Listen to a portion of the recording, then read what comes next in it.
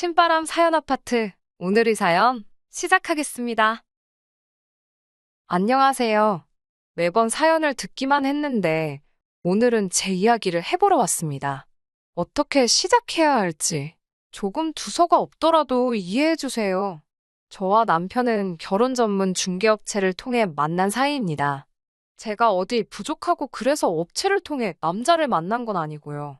저와 가치관과 성향이 비슷하면서도 어느 정도 조건도 잘 맞는 그런 남자를 주변에서나 지인을 통해서는 찾기가 쉽지 않더라고요. 괜히 시간 낭비하는 것도 싫고 여러 가지로 업체를 통하는 편이 저에게 유리하겠다 싶어 내린 결정이었습니다. 그렇다 보니 저와 남편의 조건을 이야기하고 제 사연을 시작하는 게 좋을 것 같네요. 일단 저희 친정부모님께서는 서울에서 한의원을 운영하고 계십니다. 서울의 한의원이 한두 개는 아니지만 그래도 제법 이름난 한의원을 하고 계세요. 저는 현재 중학교에서 영어를 가르치고 있습니다. 재벌은 아니어도 비교적 유복한 환경에서 어려움 없이 자랐고 그 점에 있어서는 항상 부모님께 감사하는 마음이에요. 업체를 통해 남편을 소개받을 당시 남편의 부모님은 사업가라 했습니다. 그리고 남편은 진급을 앞두고 있던 구급 공무원이었고요. 솔직히 말해서 이전에 업체에서 주선해 주었던 남자들과 비교했을 때 남편의 조건이 특출나게 나은 건 아니었지요.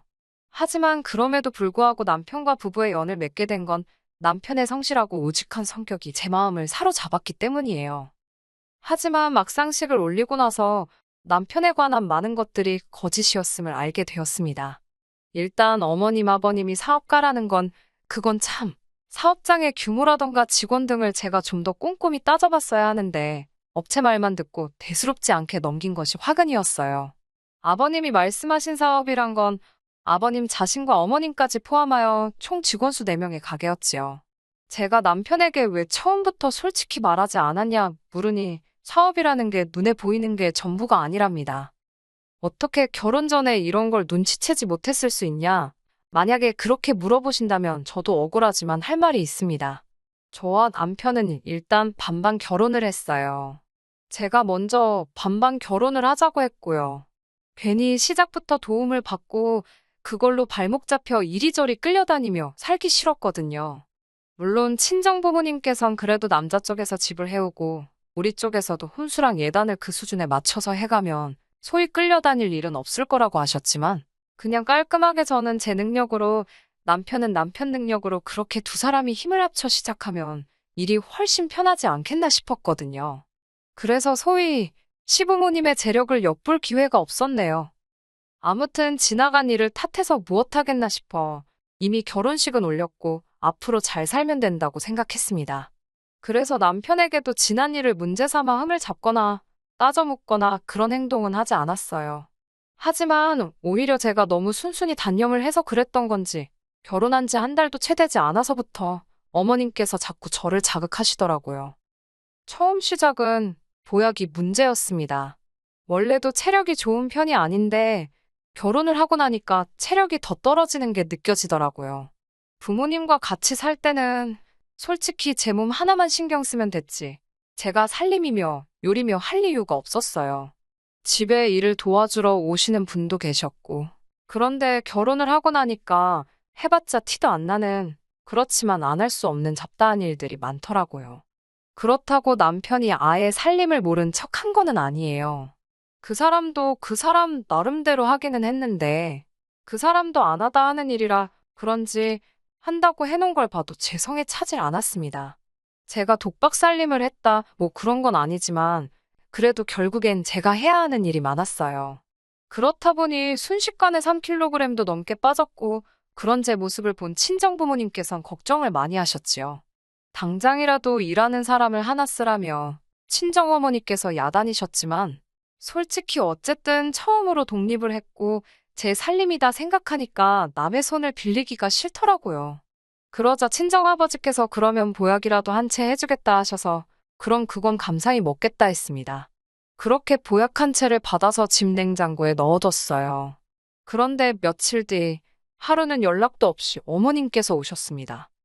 사실 어머님 아버님은 당신들이 속인 게 절대 아니라며 업체 탓을 하셨지만 업체에서는 업체대로 어머님 아버님이 자기들을 속였다며 서로 탓을 하던 상황이었거든요.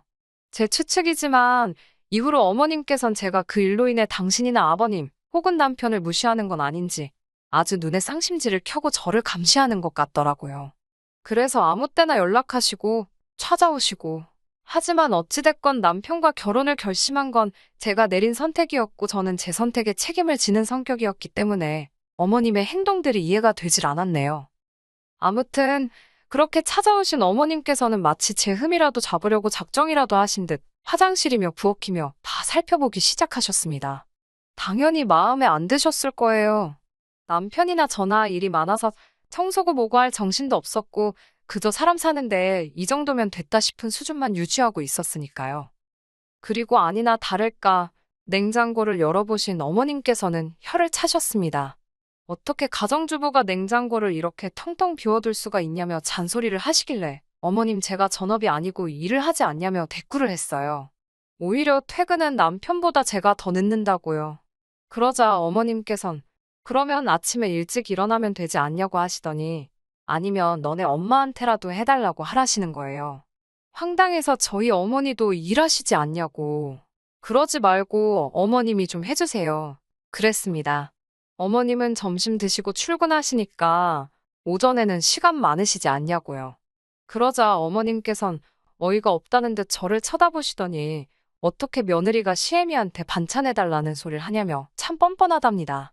그리고는 다시 냉장고를 살피시더니 신성칸에 넣어둔 제 한약을 발견하시고는 이게 뭐냐고 물으시대요. 잠시 거짓말을 할까 생각도 했지만 저희 아버지가 저 먹으라고 해준 건데 거짓말할 이유가 있나 싶어서 순순히 말씀드렸어요. 제가 몸이 안 좋다 하니 아버지가 지어주셨다고요. 그러자 어머님께서는 정말 똥 씹은 얼굴을 하시더니 일은 너만 하냐고 물으시대요. 제가 그게 무슨 소리냐는 표정으로 어머님을 쳐다보니 네 남편은 노냐고 남자가 더 피곤하지 여자인 네가 나가서 일을 하면 얼마나 한다고. 어머님의 무식한 소리에 어이가 없었지만 저는 공손한 자세로 그러면 어머님께서 남편 보약 한제 해주시라 대답했습니다. 그러자 어머님께선 아니 장인이 한의사인데 그걸 돈 주고 왜 지어먹냐입니다. 어이가 없었지요. 막말로 어머님이 저희 아버지한테 무슨 보약을 맡겨놓으신 것도 아니고 칼만 안 들었지 날강도라는 말을 이럴 때 쓰는 건가 싶었거든요. 하지만 어머님하고 그런 거 따져서 뭐하나 싶어서 알겠다고 아버지께 말씀드려서 김서방 보약도 해드리라고 하겠다 했습니다. 어머님께서 돌아가신 후 아버지께 연락을 드려 방금 있었던 일을 말씀드렸습니다. 그러자 아버지께서는 오히려 당신이 센스가 없었다며 김서방이 많이 서운해했을지 걱정을 하시더라고요. 그래서 그런 걸로 서운해할 사람은 아니라고 말씀드렸지요. 아버지께서는 내친 김에 사돈들 보약도 해드려야겠다며 저더러 시부모님께 잘하라 하셨습니다. 사실 처음에 시댁이 조건을 속인 게 드러났을 때 저희 친정부모님께서도 많이 속상해 하셨어요. 결혼 중개업체를 고소를 해야 하는 거 아니냐는 소리까지 나왔으니까요.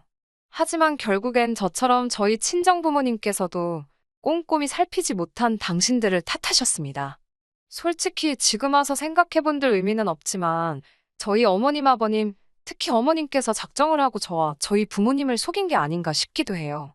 처음 인사를 드리러 갔을 때도 집이 아닌 모 호텔에서 보자고 하셔서 시부모님이 사시는 집을 결혼 전까진 한 번도 가볼 수 없었고요. 만날 때마다 비싼 옷을 입고 명품백을 들고 나오셨는데 그게 짝퉁이거나 지인에게 빌린 것들일 거라곤 누가 상상이나 할 수 있었겠어요?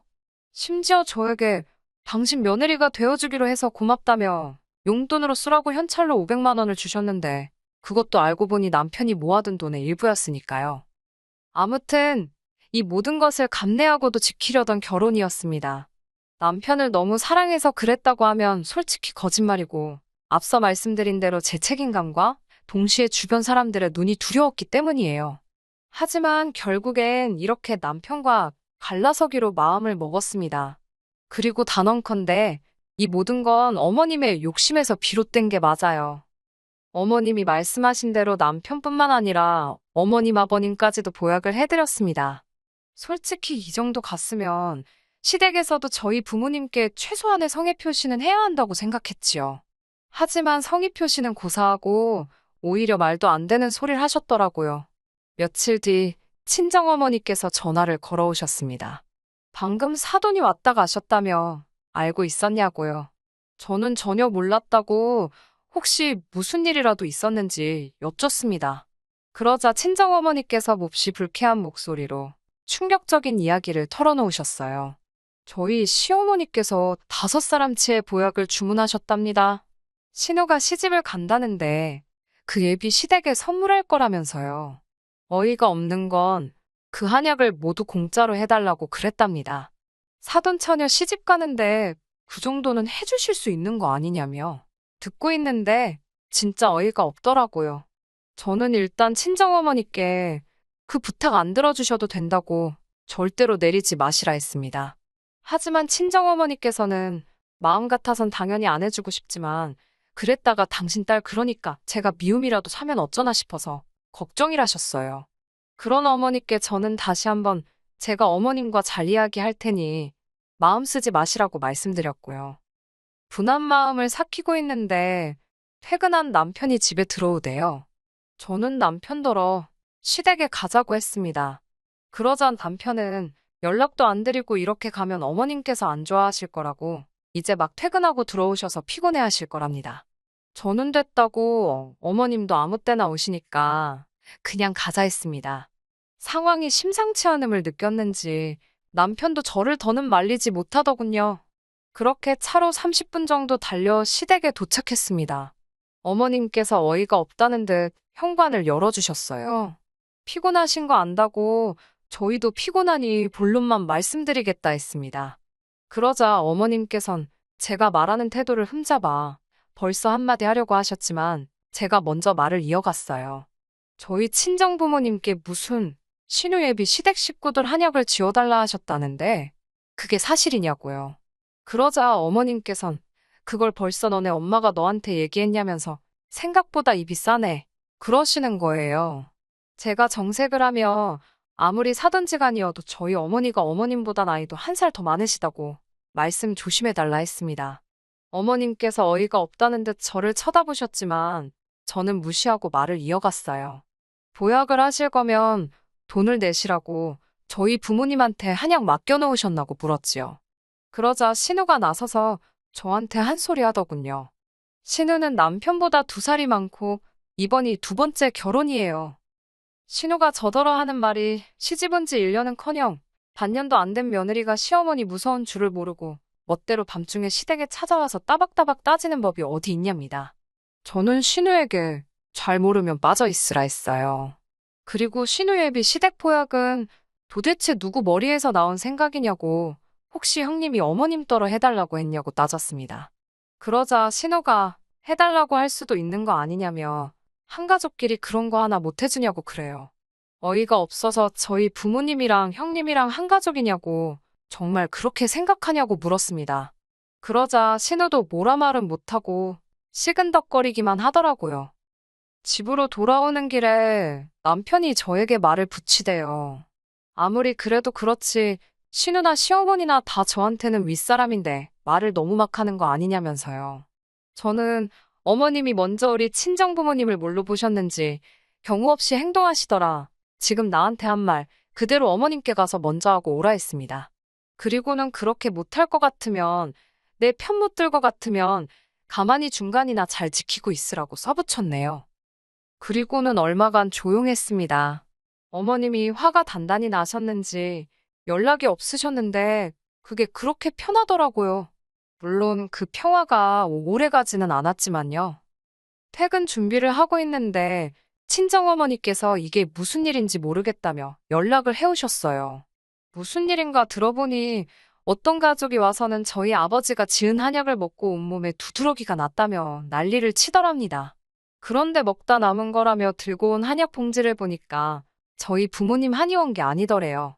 그런 한약은 만든 적이 없다고 하니 믿지 않아서 실제로 한의원에서 쓰는 봉지를 다 보여주고 난리가 났었다고요. 그 가족이 저희 부모님 한의원을 고소하겠다 하길래 그러라 했답니다.